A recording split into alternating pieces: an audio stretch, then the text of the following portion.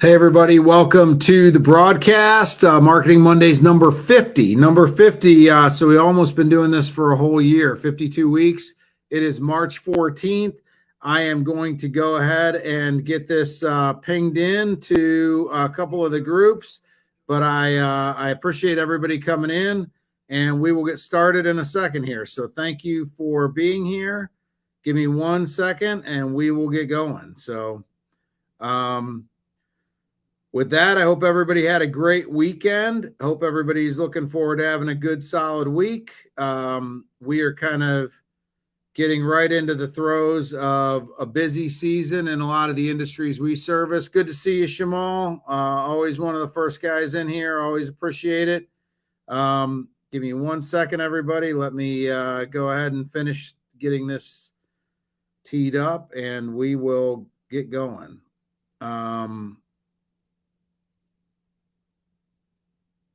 So, all right.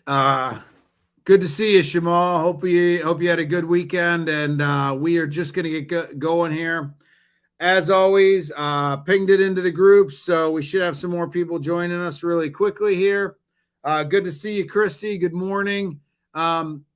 Again, one of the things that we always do here is we always try to give a priority to the questions that come in during the broadcast. So if you are here live and you have a question that you would like to ask, anything about marketing that you would like to ask, go ahead and put that in the comments. If you have a question about it, maybe I answered a question and you just want a little bit more clarification on that question, go ahead and put that in the comments as well. I'm always happy to clarify a little bit more of what we're talking about. So we always typically get questions that come in during the week that I can go through as well that we can answer. So to get the ball rolling, we always try to keep these things 30 minutes. So I'm going to get the ball rolling on time. But again, if you have any questions, just put them in there. It could be anything marketing related. I'd be happy to answer that, or any clarifications on anything I've already been talking about. So with that, let's go ahead and get going. First question out of the gate is, when adding content to my website for a blog article, how long should it be? Good question. So one of the things Google really talks about that they want you to avoid on your website, because they kind of feel like it's trying to game the SEO system, is what they consider thin content. What is thin content?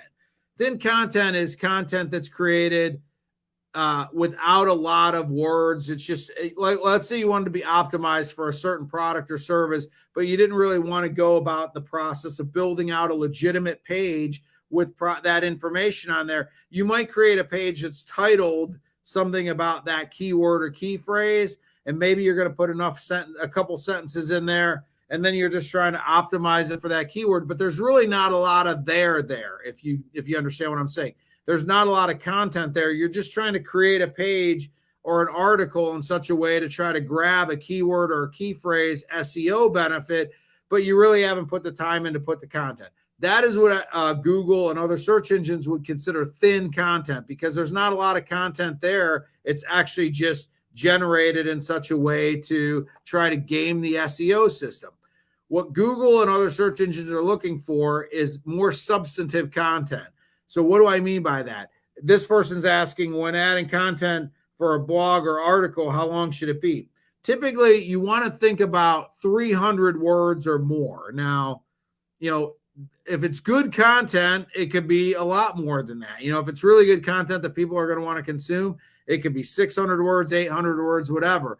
But at the lower limit, you really want to look at 300 words as kind of a minimum that would get you out of what Google would consider thin content.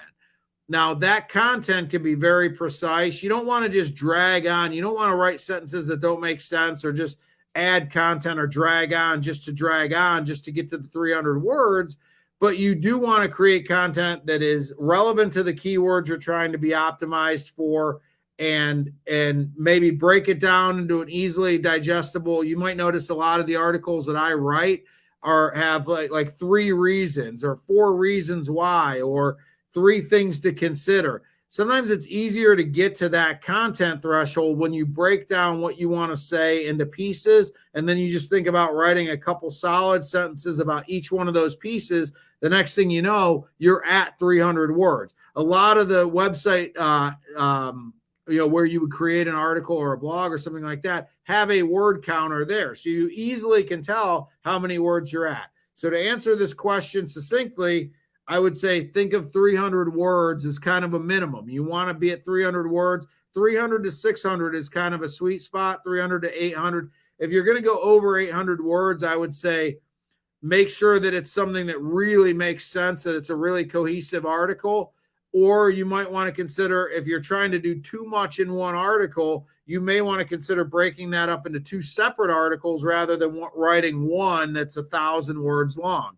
I'm not saying there's anything against writing one that's 1,000 words long. You just want to make sure that it's a really tight article and that it's cohesive and that it all fits together. If you start feeling like you're trying to throw too much into one article, maybe consider, is there a way that you could break this apart into two different articles that maybe make more sense? So instead of 1,000 word article, you could have two 500 word articles.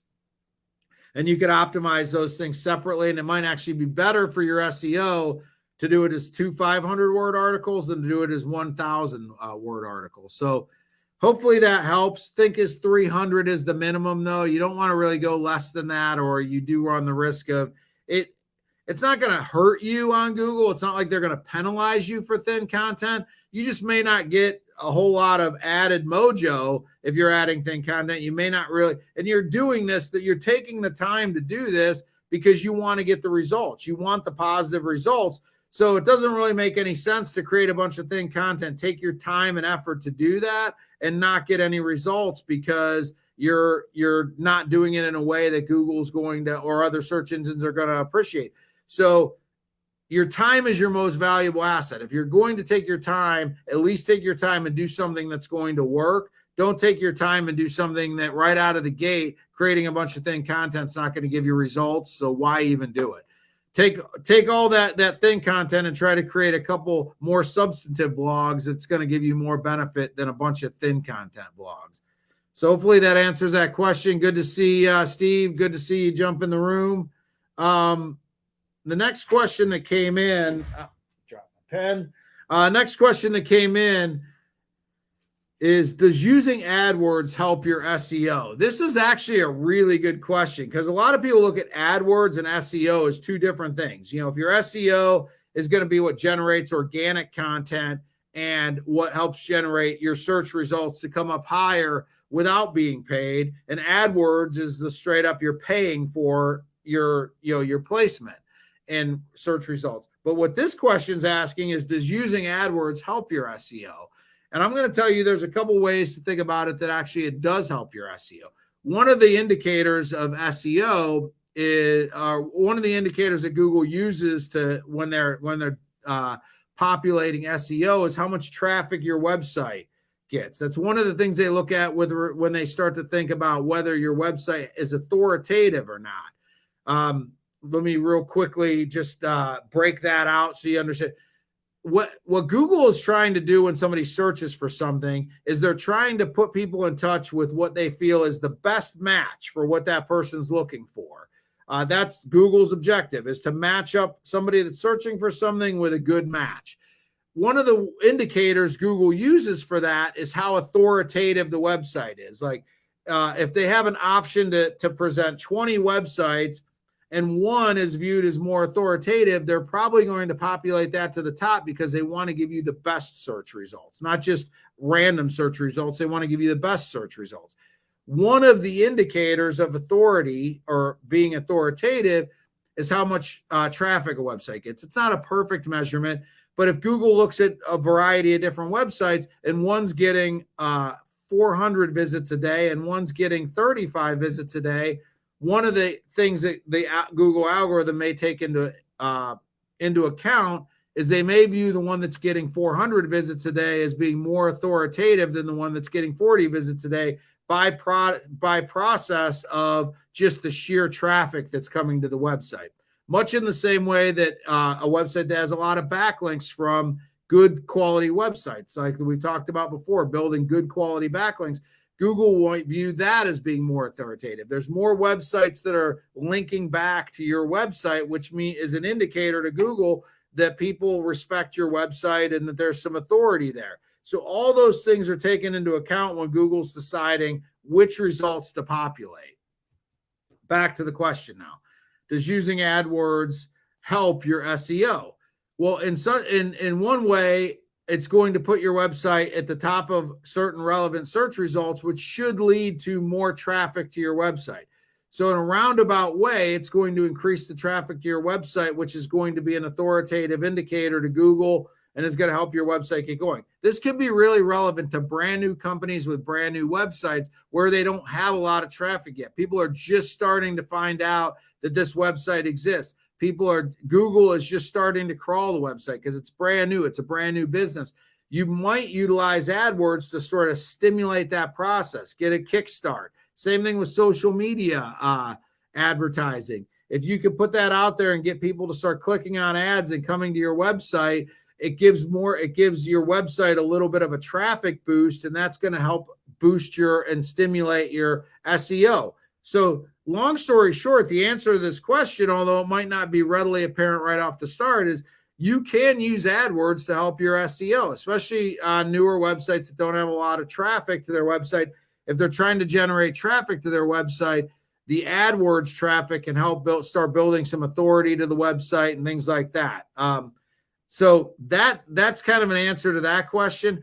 If you have a really established website that's getting a lot of traffic already, and you ask me the same question, I might be like, I don't know. I mean, using AdWords might not give you that much of a boost at all. But if your website's not getting a lot of traffic, I can see using AdWords as a strategy to actually help give your SEO a little bit of a shot in the arm. So hopefully that answers that question. I really appreciate it. That was actually a really good question because again, a lot of people don't look at those two things as being tied together, but there is a way that you can use that strategy to actually help in certain situations. So,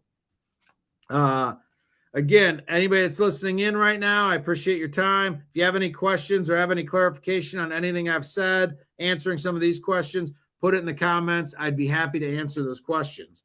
So I'm going to move on to the next question here, though. Okay, this says, you mentioned creating compelling content. What is that, and how do I know if it is? Actually, strangely enough, I wrote an article for Window Film Magazine this week that actually talks about this exact subject. So let me just kind of briefly do a flyover of what I talked about there.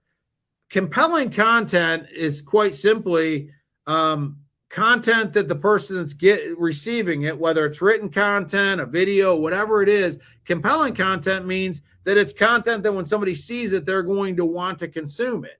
It's compelling to them. They're going to want to consume it. So it's not spam would be maybe the contrast to that. You're getting hit by advertisements that you're not interested in at all. You would consider that spam. It's not compelling at all to you. It's not interesting. Compelling content would be something that's targeted properly. The content is written in such a way that when you see it, you're like interested in it. So right off the bat, that would be the nature of compelling content. But what this is asking is what makes compelling content? What makes a piece of content compelling? Let's just dive into a couple different things. One thing is all content should be created with a certain audience in mind. If you're trying to reach somebody that's into cars, they're a car person, and your content is created in such a way that the visual, the text, the copy is all written towards somebody that's a car person, but you're not targeting it properly so that somebody that's not into cars at all could care less. They just look at cars as a way of transportation. They're going to see that content. It's not going to be compelling to them at all because it's not targeted properly. So the first part of compelling content is to make sure your content is created with the audience in mind. So you define who you're trying to reach with the piece of content, and your content is created with the audience in mind. And then how you deliver that content is targeted in such a way that the audience you're trying to reach is targeted properly. That's the first step of compelling content, because you can create the most compelling content in the world and put it in front of the wrong audience, and they're not going to be interested in it. So the first thing you got to do is make sure you're putting it in front of the right set of eyes. Actually, the name of our company, iMagnet Management, is written.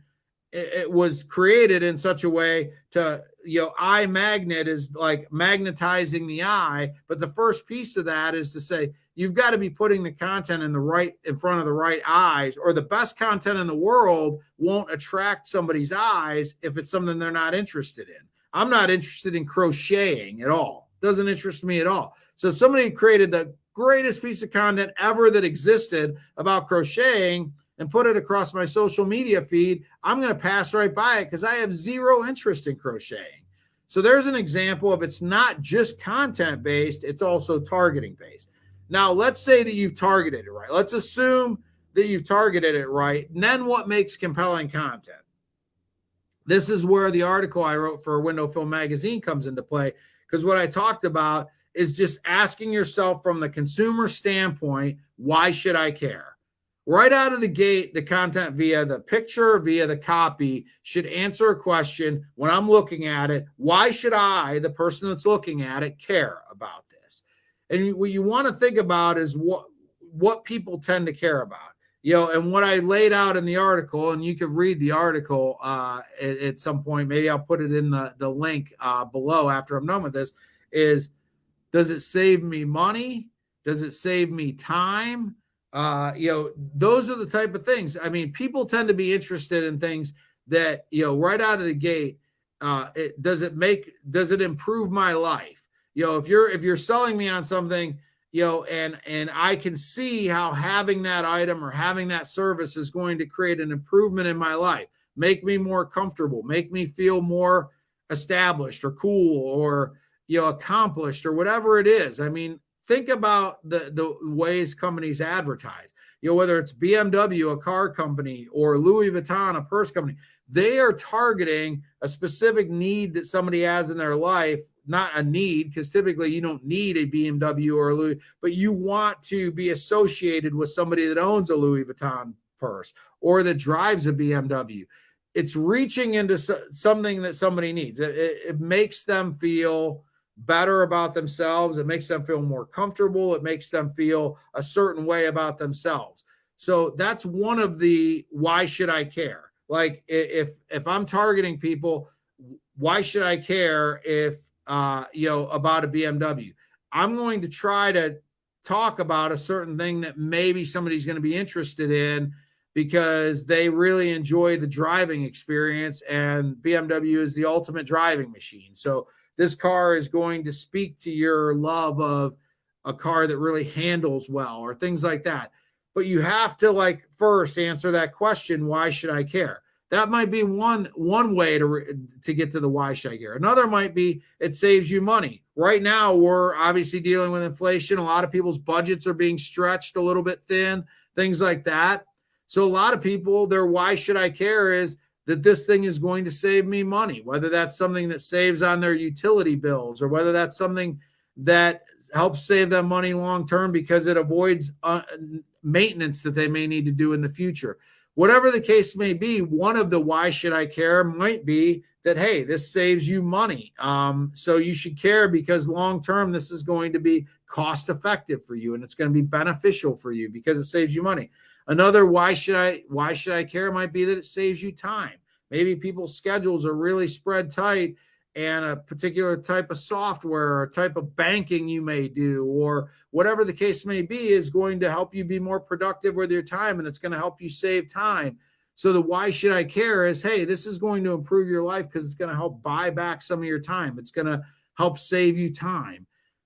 So again, compelling content needs to be targeted properly, number one. But then number two, it needs to answer a very basic question in one way, shape, or form. If I'm the person you're targeting, you better be able, when you're creating a piece of content, to answer the question, why should I care? If I just ask you straight up, why should I care to read your social media posts? Why should I care to read your blog? You ought to be able to answer that question. You should care because this is going to save you money. You should care because this is going to save you time. There should be a definite thing in your mind when you're creating that content with the audience in mind. right alongside of that should be answering the question, why should that person you're targeting care about what you're presenting them? If you can't answer that question, you're probably going to create a piece of content that's a little bit vanilla and all over the place and is not really going to be compelling. Compelling content is targeted properly, and it sends a clear message as to why the person that's being targeted should care about that content. If you hit those two things, you probably have a compelling piece of content that somebody's going to take a moment to look at. If people aren't paying attention to your content, you're probably missing the mark on either targeting or answering the question of why should I care? So I hope that answers the question. I know I took a long, circular way of answering that, but I really hope I hit on all the major points there, because it's kind of important. I mean, it's not just, compelling content in 3 easy steps. It's not that. You really have to think about all the pieces that go into creating a piece of content that somebody's going to be interested in. Also, you have to think about the fact that in 2022, people are being bombarded with more content than we could ever think of. It's not just billboards on the side of the road or advertisements in the newspaper or magazines. Like everywhere we look, on social media, on the internet, wherever we go, we are being bombarded with advertisement. So how do you break through? The only way you're going to break through all that noise that's out there is proper targeting and giving people right up front, giving people a very distinct, why do I care answer. And then you have a chance to break through some of that noise. Otherwise, you're just going to get caught up with all the rest of the noise out there and just get scrolled right past. And that may be why your marketing isn't resonating with people and isn't compelling. So hopefully that answers that question. I really appreciate it. It really goes into some deeper things that actually hit on several different points. So I appreciate a question like that, because it really allows us to dig in to more of just not a very tactical, here's the answer to your question, but really how all these things sort of are interconnected. And it's not just one thing in a vacuum by itself. These things all interconnect together. So let me just see. I don't see any questions, but I'll move on. I've got some more questions here. Let me see real quick. How does informational content marketing help with sales when it's not tied to a call to action? Okay, question again is, how does informational content help with sales when it's not tied to a call to action? That's really a couple different ways. Let me explain. First of all, I think right out of the gate, we're just talking a second ago about compelling content. People don't want to be sold to all the time. Sometimes you're hitting people at the right time. They're getting ready to go to dinner with their family. They see something that social media posts from a restaurant, looks great. That might be, they want to be hit with a straight call to action. Now I might check out that restaurant because it looks really great and they're local and we haven't been there. And, so a straight call to action, straight sales type of content could work in that situation. In many situations, people want to understand more. People want to be educated. So informational content, and you probably see that I create a lot of this with regard to different things that I do. If you see content that I write, I tend to write informational content. What that is content that's going to take something, maybe an issue or what we talk about in the marketing world, a pain point in somebody's life, and talk about tips or strategies or, sorry, we got sirens going by right outside. I'm not sure if that's coming through, but something somebody's dealing with in their lives, and you're going to answer that question with 3 tips or 3 strategies or whatever the case may be. So it's something somebody's interested in. It's not, they're not interested because they think you're trying to sell them something. They're interested in the answers. So you're giving them good quality information. The way that kind of comes full circle and can be more tied to sales is the fact that your product or service might be a good answer to one of those things, and not in a weird way, like you're trying to put a square through a round hole, but in a natural way. Somebody's trying to save money on electrical bills. So maybe you give them 4 tips to save money on utility bills this summer. And maybe your product or service answers one of those things. It's part of one of those tips. But the whole article isn't centered around buy from me. Look at what I can give you. Here's my product. Here's my service. It's saying, hey, here's some good quality information that I'm providing. And by the way, like one of the things on this list we can help you with if you want to talk to us more about it. So you're providing good quality information that's valuable to the person that's reading it, and your product or service maybe is tied back to that. So back to this question, how does content marketing that doesn't have direct calls to action help with sales? Well, a couple different ways. One, we talked a little bit earlier today actually about how traffic to your website can actually help your SEO. It can also help when you create content on your website that's informational. It can help you come up on different search engines that maybe search results, I should say, that you're not currently coming up on. So maybe your article starts coming up in search results that you weren't coming up for using my example a minute ago, saving energy this summer. So maybe somebody's searching for how to save energy this summer and your article comes up. So they weren't really looking for your product or service. They were just looking for general information. Now the article comes up, they educate themselves a little bit about that article, and now maybe they're interested in your product or service because the article informed them about different ways to save on energy, and yours, one of the things you offer was part of that. So now they've come to your website, they've read the article, now they're interested, maybe that turns into sales. The other thing it did was generate traffic to your website, which can help with SEO. The other thing it did is created a piece of content on your website that potentially could attract other search results, like I just mentioned. So those things can all tie back to leads and or sales, even though the article wasn't written in a such way to throw, in Gary Vaynerchuk vernacular, a right hook trying to sell somebody on something. You're just trying to inform somebody. And people in 2022, let me clarify, people in 2022 are very savvy. They understand, they can connect the dots really well. They've been living in an internet age for a long time. You don't have to 100% spell out to them, hey, if you want, they're going to figure out that your product or service is tied to this. And if they're interested, they could potentially reach out. Now, you may want to at the bottom say, hey, if you're interested in learning more about this, because that's kind of what we do, click here, whatever. But you don't have to go in for the hard sell. People have the ability to figure out if they're interested or not, and then how to reach out to you if they're interested or not. The fact that they're interested in that content and they ended up on your website is already going to put you in a position of authority where they're going to look at your company maybe knows something about this because I'm reading an article on your website about this topic that I'm interested in. So